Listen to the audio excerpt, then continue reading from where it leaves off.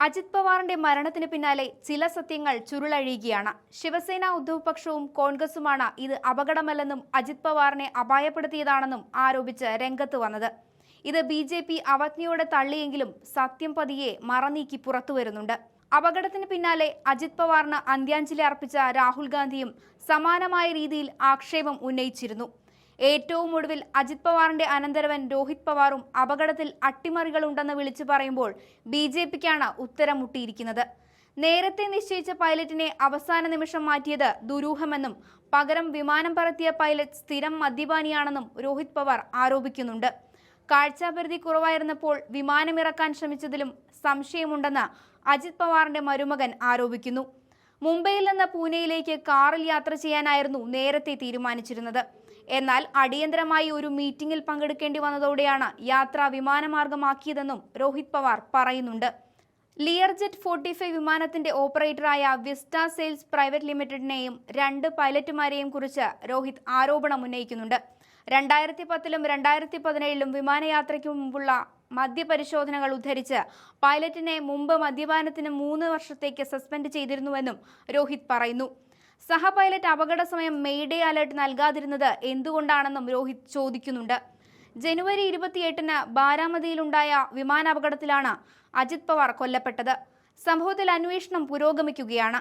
പ്രതികൂല കാലാവസ്ഥ മൂലമുണ്ടായ കുറഞ്ഞ കാഴ്ചാപരിധിയാണ് അപകടത്തിന് കാരണമെന്നായിരുന്നു DGCAയുടെ പ്രാഥമിക നിഗമനം.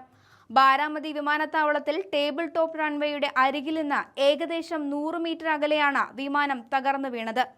2 ആഴ്ച പിന്നിട്ടിട്ടും പ്രാഥമികമായ റിപ്പോർട്ട് സമർപ്പിക്കാത്തത് സംശയം വർദ്ധിപ്പിക്കുന്നുണ്ട്. അജിത് പവാർ അന്തരിച്ച് 48 മണിക്കൂറിന് ശേഷം ഭാര്യ സുനേത്ര പവാർ മഹാരാഷ്ട്ര ഉപമുഖ്യമന്ത്രിയായി സത്യപ്രതിജ്ഞ ചെയ്തതിനെയും വിമർശിക്കുന്നുണ്ട്. അപകടത്തിന്റെ സാഹചര്യങ്ങൾ ചോദ്യം ചെയ്തും ഗൂഢാലോചന ആരോപിച്ചുമാണ് പ്രതിപക്ഷ നേതാക്കൾ രംഗത്തെത്തിയിരിക്കുന്നത്. 2 പ്രധാന NCP വിഭാഗങ്ങൾ തമ്മിലുള്ള ഏകീകരണത്തെക്കുറിച്ചുള്ള ചർച്ചകൾ പുരോഗമിക്കുന്ന സമയത്തായിരുന്നു അപകടം. ഇതാണ് അട്ടിമറി സാധ്യതകളിലേക്ക് വിരൽ ചൂണ്ടുന്നത്. ശിവസേന, ഉദ്ധവ് പക്ഷം രാജ്യസഭാ MP സഞ്ജയ് റാവത്തുമാണ് ആദ്യം രംഗത്ത് വന്നത്. പവാറിന്റെ മരണത്തിന് പിന്നാലെ സാഹചര്യങ്ങളെ ചോദ്യം ചെയ്തും അന്വേഷണം ആവശ്യപ്പെട്ടും സഞ്ജയ് റാവത്ത് രംഗത്ത് വന്നതോടെ വിഷയം കൂടുതൽ സങ്കീർണമായെന്ന് പറയാം. അജിത് പവാറിനുണ്ടായ അപകടത്തെക്കുറിച്ച് അദ്ദേഹത്തിന്റെ സ്വന്തം പാർട്ടിക്കുള്ളിൽ പോലും ഈ ചോദ്യങ്ങൾ ഉയരുന്നുണ്ട് എന്ന് MP പറഞ്ഞു. ഇതിലെന്തോ ചതിയുണ്ട്. തിരശ്ശീലയ്ക്ക് പിന്നിൽ എന്തോ സംഭവിച്ചിരിക്കണമെന്നായിരുന്നു റാവത്ത് പറയുന്നത്. പവാർ പഴയ സഖ്യത്തിലേക്ക് മടങ്ങാൻ തയ്യാറെടുക്കുകയായിരുന്നു. എന്നാൽ പവാറിനെതിരെയുള്ള അഴിമതി ആരോപണവുമായി BJP വീണ്ടും രംഗത്തെത്തിയതോടെ അജിത് പവാർ കടുത്ത പ്രതിസന്ധിയിലായി. പിന്നീട് ദുരൂഹമായ അപകടം സംഭവിച്ച് എന്നേക്കുമായി അജിത് പവാർ ഓർമ്മയായി. ഇക്കാരണങ്ങൾ ചൂണ്ടിക്കാട്ടി സംശയിച്ചില്ലെങ്കിലേ അത്ഭുതമുള്ളൂ എന്നാണ് ശിവസേന നേതാക്കൾ പറയുന്നത്. കുറച്ച് ദിവസങ്ങൾക്ക് മുൻപ് BJP നേതാക്കളെ കുറിച്ചുള്ള ചില ഫയലുകൾ ഉണ്ടെന്ന് അജിത് പവാർ ഒരു പ്രസ്താവന നടത്തിയിരുന്നു. ഇതിനർത്ഥം NDA വിടാൻ അജിത് പവാർ തീരുമാനിച്ചിരുന്നു എന്നാണ്. അജിത് പവാർ ആ ബോംബ് പൊട്ടിച്ചിരുന്നുവെങ്കിൽ ഒരുപക്ഷെ NDA സർക്കാർ തന്നെ താഴെ വീഴുമായിരുന്നു എന്നാണ് ഇപ്പോൾ വരുന്ന വാർത്തകൾ. ഇതിന് പിന്നാലെയാണ് മരണത്തിൽ ദുരൂഹത ആരോപിച്ച് പ്രതിപക്ഷ പാർട്ടികൾ രംഗത്ത് വരുന്നത്. അജിത് പവാറിന്റെ മടങ്ങിവരവ് NCPക്ക് പഴയ പ്രതാപം നൽകുമെന്ന് കരുതിയിരുന്ന അണികൾക്ക് ഈ വിയോഗം കനത്ത ആഘാതമാണ് സൃഷ്ടിച്ചിരിക്കുന്നത്.